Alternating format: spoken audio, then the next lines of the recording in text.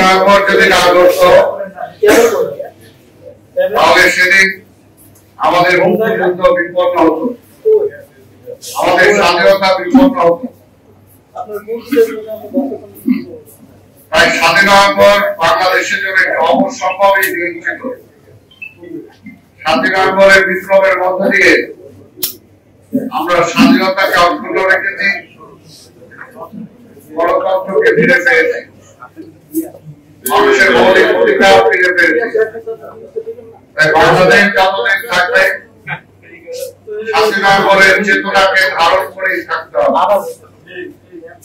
7 নভেম্বরের চেতনা যদি আমরা হারিয়ে ফেলি তাহলে আমরা পরাধীন হয়ে যাব। স্বাগত বন্ধুগণ, আপনি ইতিমধ্যে শুনেছেন 7 নভেম্বর কোন প্রেক্ষাপটে ঘটেছিল। 72 থেকে 75 মুক্তিযুদ্ধের পক্ষে শক্তি বলে দাবি করে আওয়ামী লীগ ক্ষমতায় ছিল, কিন্তু মূলত ক্ষমতায় আসার পরে এই দেশে তারা একদলীয় বাকশাল কায়েম করেছিল। দেশে কোনো গণতন্ত্র ছিল না, মৌলিক অধিকার ছিল না, এমনকি তারা দেশ পরিচালনাও করতে পারছিল না। এই বাংলাদেশে মানুষ না খেয়ে মারা গিয়েছে। এই প্রেস ক্লাবের সামনে আমরা দেখেছি লাশ পড়ে থাকতে। আঞ্জুমানের মফিজুল ইসলামকে সেই সময় সারা পৃথিবীর মানুষ জেনেছে আঞ্জুমানের মফিজুল ইসলাম, যারা বেওয়ারিশ লাশকে দাফন করে।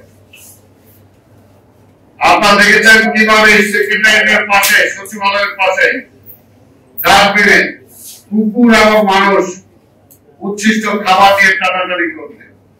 এগুলো আমার মুখের কথা না, এগুলো ইতিহাস।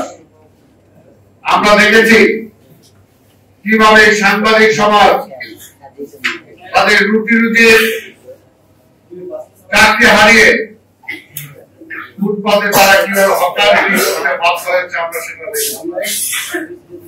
আমরা দেখেছি সারা পৃথিবী থেকে যে রিলিফ আসতো সেই রিলিফ বাংলাদেশে না পাওয়া গেলেও ভারতের বাজারে সেটা পাওয়া যেত।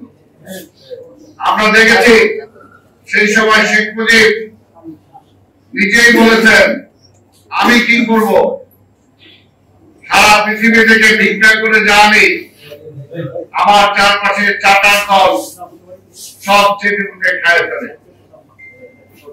এই ছিল বাংলাদেশের অবস্থা। তার মধ্যে সেনাবাহিনীদের কোনো ডিসিপ্লিন ছিল না,